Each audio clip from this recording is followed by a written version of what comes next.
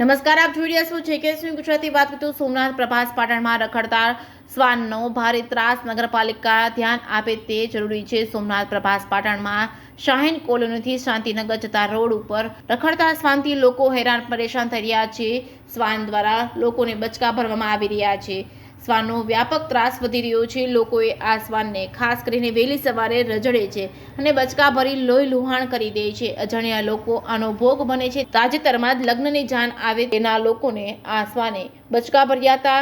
આ રસ્તો વાડી વિસ્તાર જવાનો છે તેમજ એક કોલોનીથી હાઈવે અને મુખ્ય રોડ જવાનો હોવાથી લોકોની સલામતી માટે નગરપાલિકા દ્વારા પગલાં લેવામાં આવે તેવી લોક માંગ ઉઠવા પામી છે. JK ગુજરાતી સાથે મહેશ વાજા, સોમનાથ.